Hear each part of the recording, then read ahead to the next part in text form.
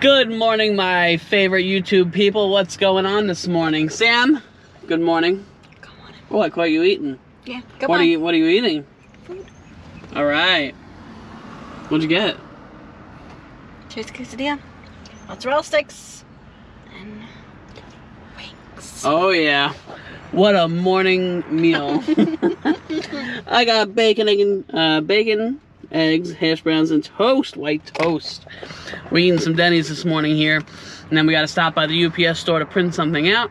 And then we're going to start today, guys. We are going to start heading south here a little bit, and we are going to go adventure out and see what's going on around this lovely state of Florida here. We're going to take A1A all the way down. I just got to go straight to A1A. Yeah, that's our goal anyway. I'm going to be researching stuff along the way, seeing if there's any like cool spots we can hang out or check out or whatever. I got the stroller for Cody, so we could always throw him in the stroller.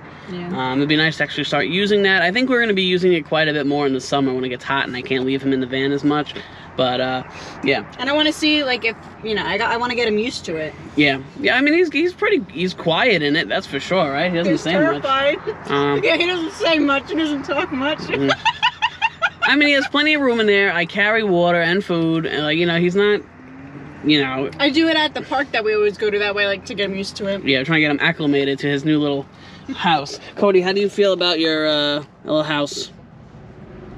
No comment? All right. So a lot of you guys have been bringing up the point about that I have a lot of stuff in this van and the room and stuff like that, and maybe towing a trailer around or getting some kind of storage. And we have oh, you mean like... Yeah, some kind of like exterior storage. I mean, don't get me wrong, like a small cargo trailer like worth of room would be great. I'd be able to empty this van out quite a bit, but I really feel like it would impact my gas mileage, especially with how much we drive. I drive around for jobs, we drive around for, just for van life in general, touring around and stuff. Plus, we like to back into spots, with a trailer, I wouldn't be able to do that. I'd be sticking out way too much. And then I have to worry about when I turn, that I'm turning wide enough that I won't clip a curb. Yeah, we already clip curbs, okay? Okay, people? Or sideswipe somebody. Yeah, so, I mean, she's fully capable of driving. She's driven ginormous, Class A's and Class C's. So... but it's just, we just don't want to have to drive everywhere and tow a trailer around. It's just not fun. Plus, I don't want to put all that stress on the tranny all the time. Yeah, that's what I'm worried about, is putting the stress on them. It is an older van. I mean, it doesn't have a lot of miles. We're only at like 83,000 miles on this van right now. But, yeah. I don't know. Who knows? Down the line, we might sell it, guys. We might get something bigger. I don't know. I'd love to be able to get a small Class C. Yeah. We need to get something that'll make it worth us driving to the jobs. We don't want all our money to go into filling the RV out. I think I would be okay with a small Class C, like something like 25 feet or something like that. But it's just, they're quite a bit of money even used. The market, ever since the pandemic hit, it's the market for vans, the market for RVs, like it's all gone skyrocketing because everybody wants to get into this life now to travel and be safe and be able to do everything, without staying in hotels. They couldn't afford their rent, so they had to move into something. Right. Some people are doing it because they're not it's not a willing situation. It's just something they have to do. So I don't know. Anyway, we're gonna finish eating here, and then the UPS store is right down that way. I don't know if you guys can see it, but we're gonna jump in there. They do. By the way, if you guys are ever on the road and you need something done, like they print, fax, you can get business cards, flyers, all that stuff made there. They'll ship stuff for you, obviously. They do a whole bunch of stuff there. So if you guys ever need something like that, you just hop on their website. It gives all their list of, products and programs and whatnot. Look at this huge thing of sour cream they gave me. Yeah, I'm surprised. Usually when you ask for sour cream, they give you like a little dollop of sour cream. Like, thanks. I have in the back, if anything, if they give me. Yeah, we got a whole fridge. All right, let me finish eating here, guys, and then I'll get back with you guys. Okay, guys. All the good things I just told you about the UPS store, screw them. Expensive. That's all I gotta say. So we had the labels in Sam's email, so we had to email them to like the store's email address, and then they'll print them for you. $2.95 per email that you send them. Which we didn't know that. Right. So we sent them 2 emails, so that's $6 right there, plus 15 cents a page to print it. So with tax and whatever else, it came to $7 to print 2 labels. So I will not be going back there. If you go to a FedEx ship what are they called? I don't know, it's a FedEx. FedEx, you know, it's like a FedEx home office, that's what they're called, or something like that, shipping place. You can log on to their computer for like 15 cents a minute. It'll obviously take you like 3 minutes to print this stuff. And I think it's like 15 cents a page. I think I paid like 40 cents or something like that last time to print something, so way cheaper. Yeah. Definitely will not be going back here. And she also ships stuff out that's through USPS. Yeah. But you won't get a receipt. Yeah. I'm not taking that chance. Yeah, I wanted the receipt. That way I know I shipped it. And I gotta head there anyway to pick up some stuff from the PO box. All right. Are you excited? Yeah, I gotta throw our garbage out here. Guys, are you seeing what I'm seeing? That's a little like bowler camper from U-Haul. It looks ancient. It looks like they left the U-Haul logo on there just like as like a, you know, to show. Oh, I was hoping he would turn. Wow. That is so cute. That is awesome. Imagine if you could just rent one of those from U-Haul. There you go. I'm gonna buy one of those. There you go. I'm gonna live in one of those. That is freaking cute. All right, so we're over here in Cocoa Beach, shooting down A1A to Canaveral, and I gotta grab my, we gotta check our P.O. box. Sam has something coming for her, and then we're gonna ship this UPS label thing out for us, and then we're gonna get headed south, guys. We're gonna go venture around a little bit. All right, just stopped at the post office, took care of business. Sam got a package she wanted to show you guys. Yeah. Ooh. Got it off Amazon. Obviously. So when I go to bed, well actually it's not even bed, I have really bad knee pain. So when I go to bed, I have a very hard time sleeping. So I saw this on Amazon, and it's a pillow. I think it's not just for your knee, I think it's for other things too. But that way when I sleep, I can I sleep on my sides. So I could put my knee, like the side of my knee, on it to rest it, that way it's elevated. And it's supposed to help with my back pain too. So that'd be really nice if this works out. Of course, I'll let you guys know. Oh, it's so soft. And this is machine washable as well. So this comes off, and you could put your, like over you. That way if you turn, it comes with you. Alright. We'll give you an update on how that works, but it's memory foam. Yeah, it's super soft. It says that it may have a faint odor. It smells clean. Alright. And it says that if it might change color when it's exposed to light and air, it doesn't affect the quality. Okay. Alright, guys. Oh, and it says flammable, so don't light it on fire, or make sure you're not by fire. And this is the different areas where you can use it. Oh, special.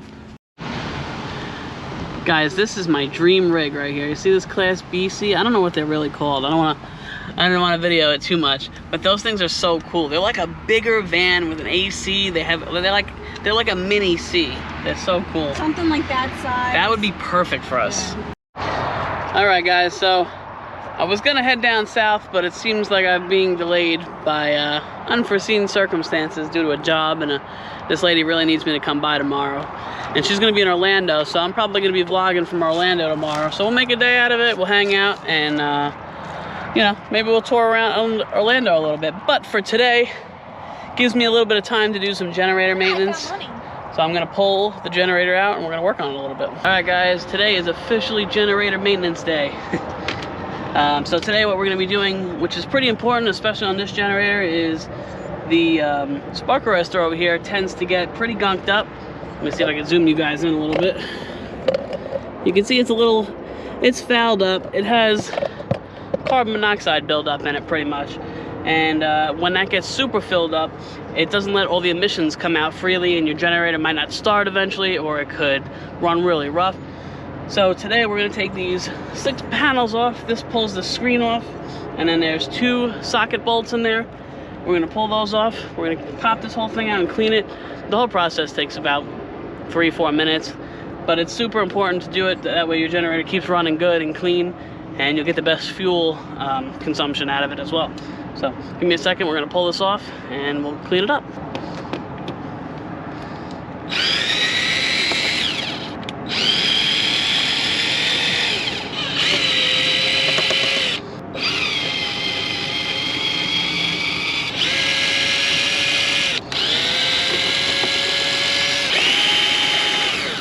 All right, guys, took all those screws out.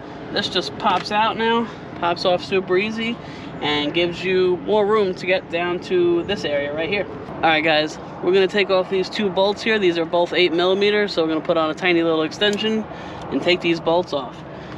However, if you guys have been running this for a while and it starts bogging down and stuff and you want to clean this filter out, you gotta wait probably at least an hour for this engine to cool down so the bolts can cool down. If you try to pull these bolts out while these are hot, the heads will twist right off and they will be stuck in there. Now, you'll be able to pull this off still, but you won't be able to bolt it back on. So wait till the engine is completely cool, then remove the bolts.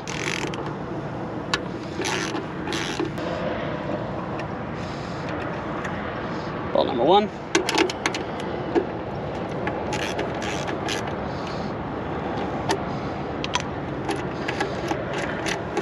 Bolt number 2. Make sure you don't lose any of your bolts either. It's kind of important. And this part just slips right off. And you guys can see how dirty it is and how charred up it is. This isn't the worst I've ever seen it, but I like to clean mine before I have any problems, because if my generator starts bogging down at 3 o'clock in the morning and I have to get out of the AC to go fix it and do all this in midnight, I am not going to be a happy camper. So maintenance is the key. We're going to do it during the day. That way we're happy campers at night. All right, so this is one piece.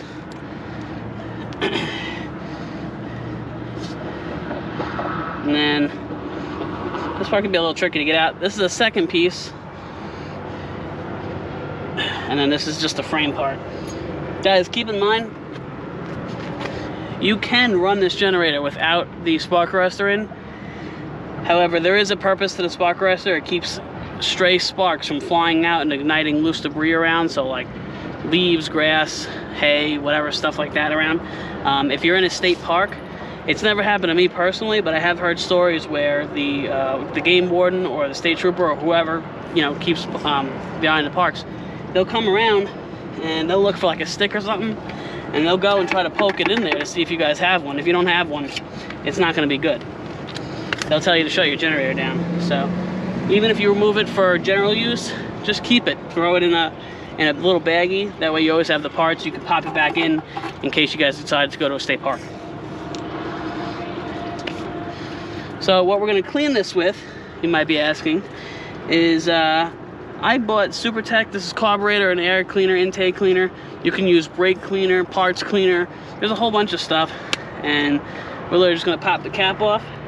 Some people say to use like a little plastic tray and just have it soak in there. Honestly, I don't think you really need to do that. You just spray it down. You can see it come right off. Ready? Let's see. See how clean it gets? I can see the black charcoal stuff coming right off. So I'm going to go over there and do this to both of these, same process, till you can see straight through them with daylight and everything. And now we'll start popping it back in. All right, guys, we got both cleaned up. The best way to tell if these things are clean is you hold them up to the sky, and if you can see clear daylight through both of these, which I can, you know you did a good job cleaning them, and they're ready to go back in. So we're just gonna pop that in like that, and then this one I just take by hand, I shove it back in there like that. That way it's flush, and then that's just gonna sit right back on there. We're gonna throw our 2 bolts back on, and we'll be ready to go, guys. We'll crank her up. By the way, you should always hand tighten these. Don't go right in with a drill, because you don't want to strip them, because then they'll be useless too. And then once you get them all the way in, or almost all the way in, then you can tighten them up with a drill. Or a ratchet, whatever you're using. That's a pretty clean process, pretty simple. Again, this is what I use. This is SuperTech, it's from Walmart. I use this stuff for a whole bunch of stuff, any type of grease, dirt. I mean, this stuff will really clean everything up. I also use their oils and stuff. Sam likes to buy me them for engine oil, for the generator oil, so yeah. So I'm just gonna button this back up, put this piece back on, and we'll be back in business. All right, guys, now that we cleaned it all up, oh, this thing is heavy as hell with gas in it. We're gonna start it up, see how she runs.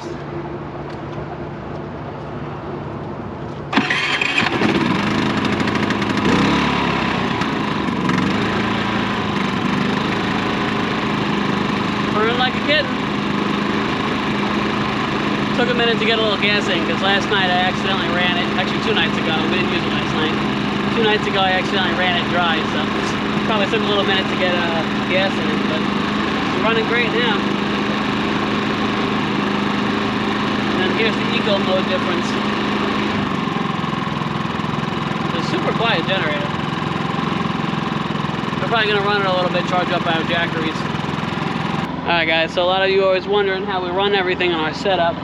We legit just leave it right out. Now at night, if we're in a parking lot or something like that, I have a heavy duty chain that I throw around the front, around this area. Goes through here, and then I hook it up.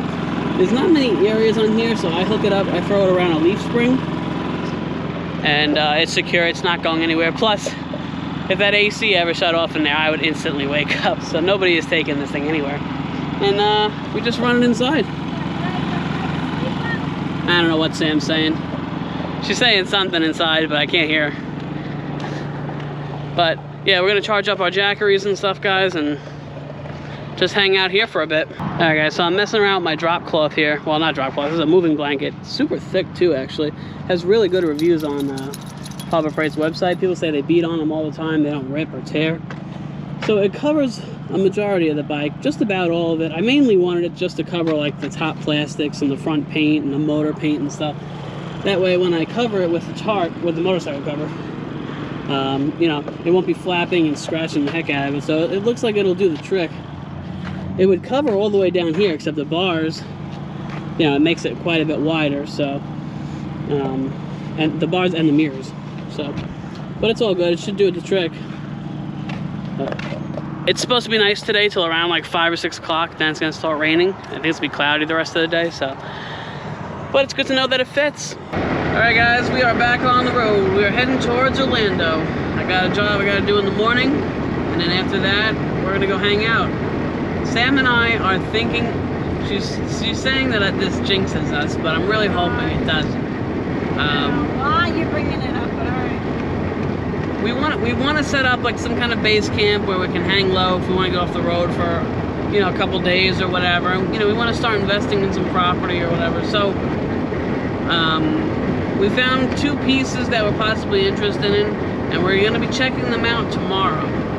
So we're going to hit Orlando in the morning, and then we're going to shoot up there and check that out. Of course, I'm going to bring you guys. I hope everything works out like it's supposed to, but then again, you never know. Things, you know, you see things online and they look very different in person. So anyway, we're just gonna head to Cracker Barrel tonight. We're gonna knock out there. We're gonna get some Cracker Barrel steak for dinner, and I'll see you guys when we get there. All right, guys, all back in the van. Got our nice, yummy Cracker Barrel. What'd you get, Sam?